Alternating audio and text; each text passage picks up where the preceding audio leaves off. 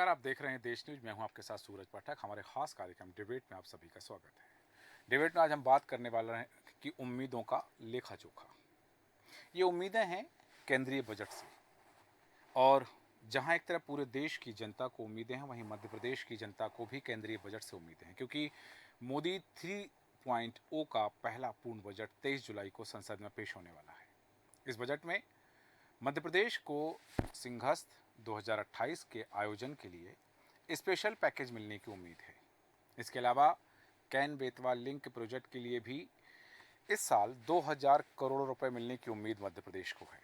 Doctor Mohan Yadav सरकार ने अपने पहले बजट में 6 एक्सप्रेस वे को प्राथमिकता से पूरा करने का ऐलान किया है। एक्सप्रेस वे के सभी प्रोजेक्ट पर अगले 5 साल में 65,000 करोड़ रुपए खर्च होना है। केंद्र सरकार इसके लिए भी मदद दे सकती है। इसके अलावा केंद्र की सामाजिक सुरक्षा पेंशन के लिए 800 करोड़ रुपए अतिरिक्त मध्य प्रदेश को मिल सकते हैं। बताया जा रहा है कि मध्य प्रदेश को केंद्र से 2024-25 में 95,750 करोड़ रुपए मिलने की उम्मीद है। और पिछले वित्तीय वर्ष में जब बात करें 2023 और 2024 की, तो यह राशि थी 80,184 करोड़ रुपए पिछले वर्ष मिले थे मध्य प्रदेश को। और इस साल 19% बढ़ोतरी की उम्मीद है, और 19% बढ़ करके इस बार मध्य प्रदेश को 95,750 करोड़ रुपए मिलने की उम्मीद है। हस्तांतरण केंद्रीय करों में राज्य का हिस्सा और इसका भुगतान केंद्र सरकार द्वारा मासिक आधार पर किया जाता है। उज्जैन में होने वाला सिंहस्थ महापर्व, जो 27 मार्च 2028 से 27 मई 2028 तक रहेगा, इसके लिए मध्य प्रदेश की डॉक्टर मोहन सरकार 18,000 करोड़ रुपए खर्च करेगी। इसके आयोजन से पहले इंदौर और उज्जैन संभाग को धार्मिक आध्यात्मिक सर्किट के रूप में विकसित किया जाना प्रस्तावित है। सरकार का अनुमान है कि सिंहस्थ मेले में 14 करोड़ से भी ज़्यादा श्रद्धालु शामिल हो सकते हैं, जिनके लिए बुनियादी सुविधाएं बढ़ाने, शिप्रा शुद्धिकरण, सड़कों को ट्रैफिक जाम से मुक्त रखने और पर्यावरण सुधार को ध्यान में रखकर योजनाएं तैयार की गई हैं। मुख्यमंत्री डॉक्टर मोहन यादव खुद इसकी मॉनिटरिंग कर रहे हैं। राज्य के बजट में सिंहस्थ के लिए 3,000 करोड़ रुपए का प्रावधान किया गया है। राज्य सरकार ने केंद्र से इस आयोजन के लिए 20,000 करोड़ रुपए स्पेशल पैकेज की मांग की। अब देखना है कि मध्य प्रदेश के हिस्से में क्या क्या आता है। केंद्रीय बजट आने वाला है। मध्य प्रदेश को बहुत कुछ उम्मीदें हैं, क्योंकि जैसा कि चुनाव से पहले भी कहा जा रहा था, विधानसभा चुनाव से पहले भी कहा जा रहा था कि डबल इंजन की सरकार है, तो प्रदेश के विकास की गति को पंख लगेंगे। वो पंख कैसे लगने वाले हैं और केंद्रीय बजट में मध्य प्रदेश की हिस्सेदारी कितनी रहने वाली है, क्या कुछ मिलने वाला है, इस विषय पर हम चर्चा करेंगे। खास मेहमान हमारे साथ हैं। हम आपका परिचय कराते हैं। हमारे साथ भारतीय जनता पार्टी के प्रवक्ता मिलन भार्गव जी हैं। मिलन भार्गव जी, बहुत स्वागत है आपका देश न्यूज में। साथ ही कांग्रेस प्रवक्ता हिमानी सिंह जी हमारे साथ हैं। हिमानी सिंह जी, आपका भी हम स्वागत करते हैं। सबसे पहले चर्चा की शुरुआत करना चाहूँगा, मिलन भार्गव जी आपके पास आना चाहूँगा। मध्य प्रदेश को और मध्य प्रदेश की जनता को केंद्रीय बजट से बहुत कुछ उम्मीदें हैं। जहां एक तरफ सिंहस्थ के लिए स्पेशल पैकेज की मांग की बात कही जा रही है, एक्सप्रेस वे के खर्च को लेकर के बात कही जा रही है, सामाजिक सुरक्षा पेंशन की बात कही जा रही है, और उम्मीद है कि मध्य प्रदेश को इस बार पिछले वर्ष की अपेक्षा 19% ज़्यादा राशि मिल सकती है। ये सवाल आपसे इसलिए पूछ रहा हूँ क्योंकि जो बात हुई थी विधानसभा चुनाव के समय, लोकसभा चुनाव के समय, कि डबल इंजन की सरकार है तो विकास की गति को पंख लगेंगे, वो सपना कितना सार्थक होने वाला है मध्य प्रदेश की जनता का? देखिए, जब तक ये बजट पेश नहीं हो जाए, सिर्फ अपेक्षा और कामना ही की जा सकती है। जी। निश्चित रूप से ये बजट जो होगा वो मध्य प्रदेश और देश को प्रगति के पथ पर आगे बढ़ाएगा। प्रधानमंत्री नरेंद्र मोदी जी ने जो सपना देखा है 2047 तक भारत को विकसित बनाने का, उस संकल्पना को साकार करने वाला होगा, सभी वर्गों के हित में होगा। जितनी भी भारतीय जनता पार्टी ने योजनाएं चलाई हुई हैं, उनको एक्सेलरेट करने वाला होगा। क्योंकि आप देखिए, प्रधानमंत्री नरेंद्र मोदी जी ने बेघर को घर देने का सपना साकार किया, उसको आगे बढ़ाएंगे।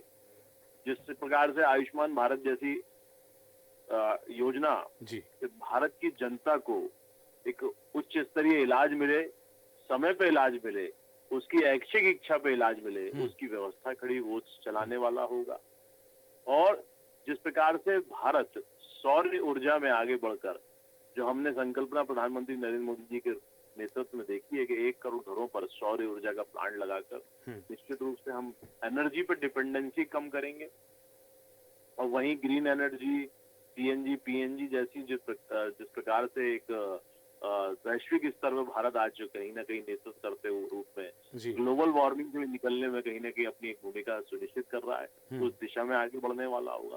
तो आप देखेंगे कि औद्योगिक विकास हो, किसानों की आमदनी को बढ़ाने वाला हो, एमएसपी से लेकर उनकी जो ऋण सुविधा है उसको बढ़ाने वाला हो, उनके जीवन को बदलने वाला हो, गरीबों की मूलभूत जरूरतों को पूरा करने वाला हो, युवाओं का भविष्य का भारत गढ़ने वाला हो, इस सभी समानांतर दिशाओं में बढ़ने वाला ये बजट होगा। आप देखेंगे कि कल जिस प्रकार से बजट आएगा तो ये कहीं ना कहीं देश को प्रगति पथ पर लिखाने वाला और आगे ले जाने वाला हो। जी, ठीक है। उम्मीद है कि ये जो बजट आने वाला है, ये देश को प्रगति के पथ पर बढ़ाने वाला बजट होगा।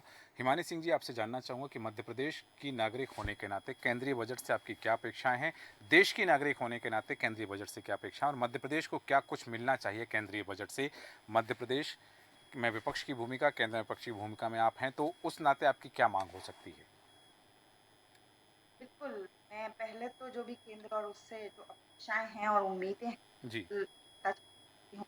आपसे मेरी एक अपेक्षा है जी, कि आप अपनी गलती सुधार लें, ये मोदी 3.0 का बजट नहीं है, एनडीए 1.0 का, है ना? तो अब हमें ये अपनी गलती सुधार लेनी चाहिए। हुँ, किसी भी चीज़ को जब वो थे बहुमत में तब ठीक है, आप उनको एक पहली बात, कभी भी में कोई भी व्यक्ति इतना महत्वपूर्ण नहीं होता कि उसका बजट हो। अगर बजट वित्त मंत्री पेश करेंगे तो ये मोदी 3.0 या मोदी 1.0 तो हो ही नहीं सकता, हुँ, पहली बात। हुँ, लेकिन फिर भी अगर आप सरकार की गिनती के हिसाब से तो ये एनडीए 1.0 का बजट होगा, तो हुँ, पहली एक हम सुधार लें। हुँ, दूसरी मैं अगर सिर्फ यही बातें करनी है तो जैसी उम्मीद की जा रही है कि इस बजट में मैं जो भी महिला होने के नाते हुँ, सबसे पहले मैं यही चाहूंगी कि मोदी जी के जो सपनों का जो भारत की जो मिलन भाई ने बात की, जी, उसमें वो जो इस तरह की चीजों का भी प्रावधान हो कि वो सपने जैसे कल रीवा में पूरे हुए उस तरह आगे भी पूर्ण होते रहे। चलिए वो छोड़िए, उसको हम बजट से नहीं कर पाएंगे, लेकिन अभी इन्होंने सौर ऊर्जा और ग्लोबल वार्मिंग से आगे बढ़ाने का, जी, ग्लोबल वार्मिंग को कम करने की बात की, और आपने अपने वक्तव्य में बोला था हुँ, कि केन बेतवा प्रोजेक्ट को बहुत बड़ी राशि मिलने की हुँ, एक उम्मीद है। जी, बिल्कुल। उस उम्मीद में मैं ये भी एक उम्मीद विपक्ष के नाते से चाहूंगी कि जो हुँ, बहुत बड़े जंगल के भाग को काटने की बात की जा रही है, हुँ, तो फिर सौर ऊर्जा वाला जो आपका महत्वाकांक्षी योजना है वो तो पूरी हो जाएगी, क्योंकि हुँ, सूरज अपनी पूरी आरंभ भी सूरज ही है, पूरी तेजी से चमकेगा। पर मैं आपकी बात नहीं कर रही हूँ, मैं जी, आसमान वाले सूरज की बात जी, कर रही हूँ।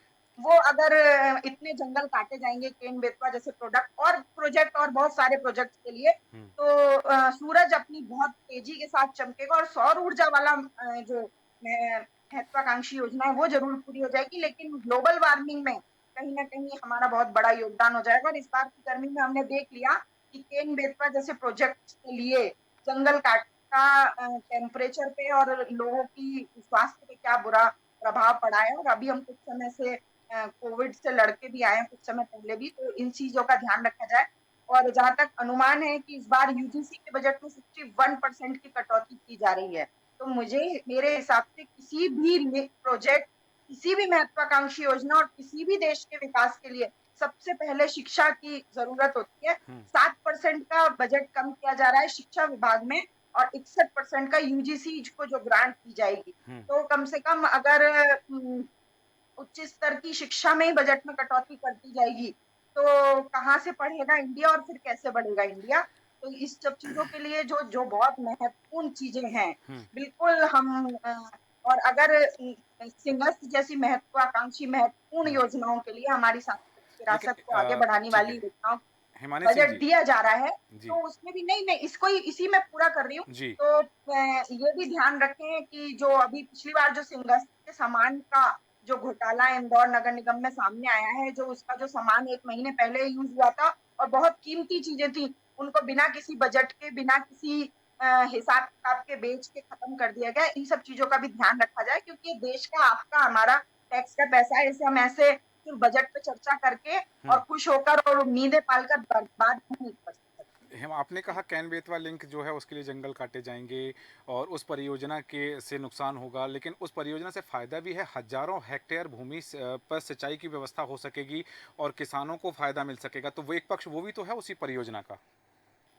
मैंने पहले ही यही बोला कि केन बेतवा प्रोजेक्ट बहुत जरूरी है, लेकिन इसका दूसरा कोई विकल्प निकालकर या इसका कोई दूसरा अल्टरनेटिव निकालकर इतने बड़े जंगल को खत्म करने की स्थिति में अभी हम हैं। जिस तरह से ग्लोबल वार्मिंग बढ़ रही है, तो उसका भी अल्टरनेटिव नहीं है। ऐसे ही इसको काट के और बना दिया जाए तो वो खाली तारीफ के लायक नहीं रह जाए। ठीक है, वापस आता हूँ आपके पास में मिलन भार्गव जी। जैसा कि हिमानी सिंह जी ने कहा कि सिंघस्त का उन्होंने उदाहरण दिया कि पिछले सिंघस्त में क्या कुछ हुआ, सामने चीज़ें सामने आई थीं और कुछ सामानों की खरीदी को लेकर के सवाल उठाए हैं। अभी केंद्रीय बजट से, जैसा कि मध्य प्रदेश सरकार ने जो योजना बनाई कि उस आयोजन पर लगभग 18,000 करोड़ रुपए खर्च होना है और बड़ी तादाद में लोग आएंगे तो उनकी व्यवस्था और तमाम चीज़ों को लेकर के जो व्यवस्थाओं की बात कही जा रही है, उसको लेकर के हिमानी सिंह जी ने सवाल खड़े किए हैं कि जो पूर्व में हुआ था वो उन्होंने कहा कि कुछ सामग्री खरीदी को लेकर के, तो वर्तमान में भी ऐसा हो सकता है। उस बजट का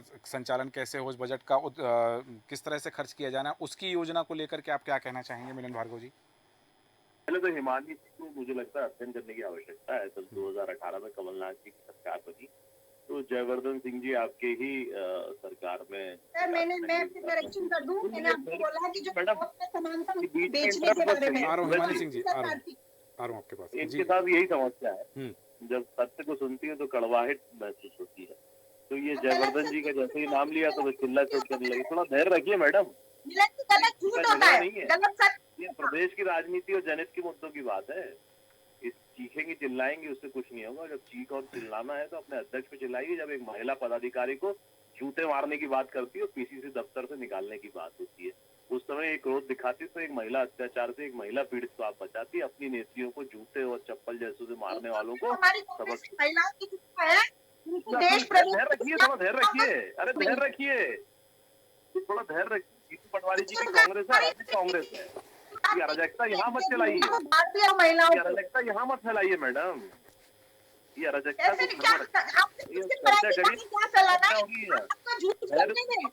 को आपके प्रलाप को मैंने जी, अरे आप जितना गुस्सा दिखा देते तो एक महिला जो आपकी सीनियर लीडर है उसको जूते चप्पल की बात नहीं होती। ये आप सीखना चिल्लाना चुप रहे नहीं। ठीक है हिमानी सिंह जी, आ रहा हूँ आपके पास। तो आप लोगों की सबकी भावनाएं एकदम चुप कराइए, मैं डिबेट आ रहा हूँ हिमानी सिंह जी आपके पास आ रहा हूँ। मिलन भार्गव जी अपनी बात पूरी करें जी। प्रदेश की आम महिला जी हिमानी सिंह जी आ रहा हूँ आपके पास, आ रहा हूँ हिमानी सिंह जी आपके पास आ रहा हूँ, मैं वापस आता हूँ आपके पास में। मिलन भार्गव जी अपनी बात पूरी करें आप। सूरज जी, पहले तो इनको थोड़ा समझाइए डिबेट किस प्रकार से होती है, और दूसरी बात जब दलित महिलाओं में बदतमीजियों के जवाब देने के लिए फिर चुप नहीं है। मैं आपके पास आऊंगा तब अपनी बात रख दीजिए आप हिमानी सिंह जी। इनकी बात का जो प्रत्युत्तर आपको देना है आपके पास आऊंगा, आप दे दीजिए जी। देखिए हिमानी जी को बताइए कि महिलाओं का सम्मान आपकी जन्म नहीं है जहाँ आप हैं, और जहाँ दलित महिलाओं में चाशनी खोजी जाती है उस अध्यक्ष का नेतृत्व में आप काम कर रही है, तो किस अराजकता का पाठ पढ़ाया जाता है वही कर रही है। तो आज जयवर्धन सिंह जी की बात कर रहा था, जो शहरी विकास नगरीय प्रशासन के मंत्री थे, और विधानसभा की पटल में सारी बातों का उन्होंने जवाब दिया था और क्लीन चिट दी थी। जो सरपंच रचे हुए जी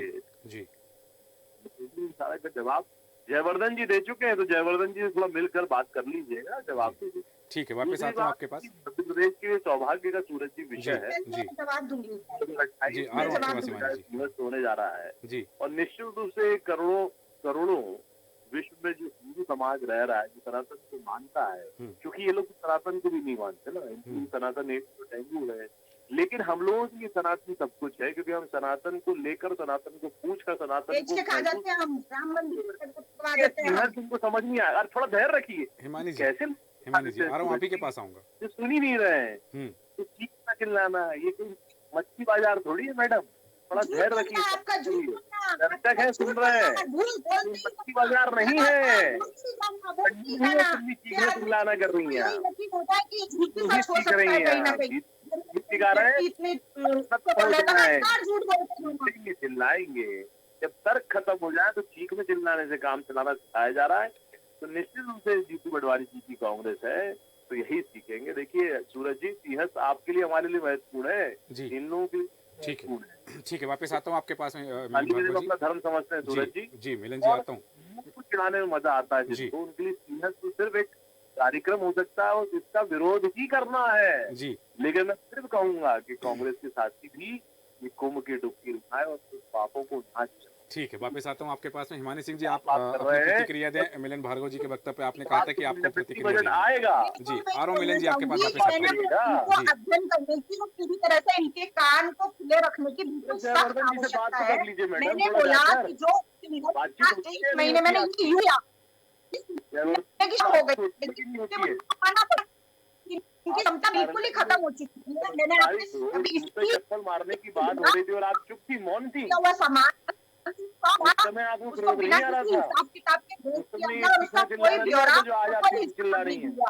जिन दस विषयों पे होने के सार्थक बाद चर्चा अब होनी जाके चाहिए उसमें की दोबारा गई है, सामने चिल्ला आए। रही है। अब नगर निगम की इंदौर में आप पटवारी आए की हैं, तो दलित केंद्र महिलाओं में में भी सरकार आपकी है और राज्य में भी सरकार क्यों आपकी नहीं है। तो चिल्लाती इस हैं? घोटाले के लिए आप चाहे कितने भी कांग्रेस के नेताओं का नाम ले लीजिए, सीखना आप चिल्लाना ही कम करिए। जिम्मेदार सूरज जी, रहिए। इनको डिबेट का आप चाहे तरीका और सुनने सलीका की क्षमता सिखाइए। कम कीजिए, चाहे आप अपने झूठ बोलने की शक्ति बढ़ाइए, जी, आपका लेकिन जो चैनल बड़ा सच जी। है वो प्रतिष्ठित सच ही है, रहेगा। इसका नाम मत ठीक है। लोग गिरवाइए। सभी के लिए ऐसे कीजिए लोगों को कि बुला मिलन कर ठीक है। भार्गव चर्चा करना नहीं चाहिए। ठीक है, जरूरत ठीक है, नहीं हिमानी जी। कि किसके लिए क्या चीज जरूरी है और क्या हाँ। पूजनीय है। ऐसी चर्चा और करेगी। देश में शुरू से जब से अंग्रेज गए हैं तब से कांग्रेस की सरकार थी, उन्होंने ही परंपरागत रूप से संघर्ष कराने ठीक का है। काम किया था। तभी ठीक वो है। से 20 महिलाओं सालों का से अपमान कर रही है ठीक है, आपका दल। ठीक है। 10 साल में उनकी बीजेपी की मैडम, सरकार थोड़ा को धैर्य संघर्ष रखिए। नहीं लगने लग गया कि कितनी स्पीड से और कितनी भी बार बार झूठ बोले, इससे जी। किसी को कोई फर्क नहीं पड़ने वाला ठीक है। समझती हैं है। आप? कोई आज के शिवराज की सरकार से में जो ये सनातन काल मोदी जी को के समय पे लगने वाली चीज नहीं है। चलिए, तो ठीक मैंने है। उस घोटाले मिलन के भार्गव बाद जी, हिमानी सिंह जी, वापस आप दोनों बारे का वापस आऊंगा। ठीक ठीक है। है ना मैडम? ठीक है, हिमानी सिंह जी, मिलन भार्गव जी, आप दोनों का वापस आऊंगा। शैलेंद्र मिश्रा चलिए जी हमारे साथ हैं। बहुत स्वागत है आपका देश न्यूज में। शैलेंद्र मिश्रा जी, आपके पास आ रहा हूँ। बात हो रही है केंद्रीय बजट से मध्य प्रदेश की उम्मीदें। बहुत सारी बातें हैं, अभी तक तमाम तरह की बातें हैं। संघर्ष के लिए विशेष पैकेज की मांग की गई है। जो एक्सप्रेस वे मध्य प्रदेश सरकार ने, मोहन सरकार ने अपने पहले बजट में जिनका प्रावधान किया है कि आने वाले 5 सालों में लगभग 65,000 करोड़ रुपए खर्च करके एक्सप्रेस वे का निर्माण करना है।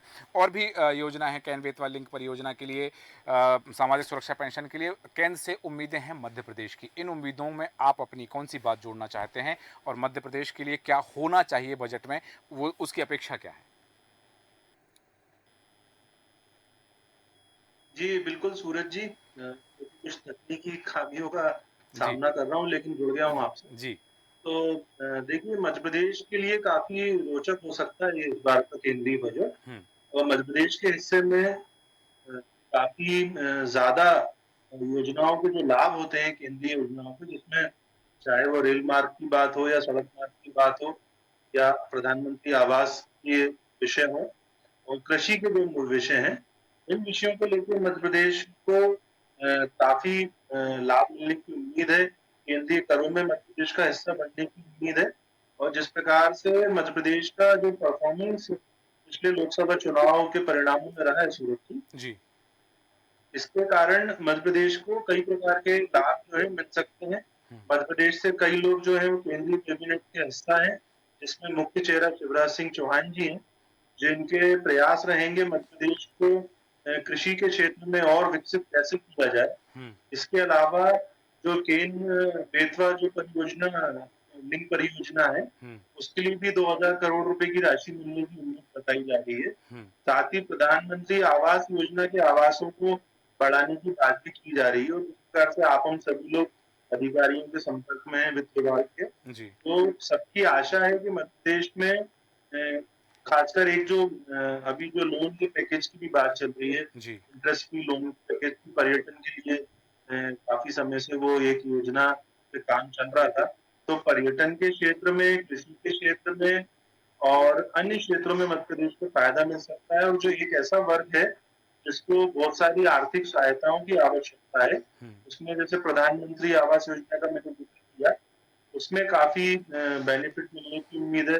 सब्सिडी बढ़ाने की बात की जा रही है जी। और मध्य प्रदेश सरकार ने भी ख्याल रखा है कि काफी ऐसी सारी चीजें हैं जो अभी हाल ही का जो बजट मध्य प्रदेश का था, उसमें ये ख्याल रखा गया है कि जो करों की जो मांग होती है, खासकर मध्यम परिवार और निम्न थोड़ा बिलो पॉवर्टी लाइन के लोगों के ऊपर जो आती है, उसको ख्याल रखा जाए।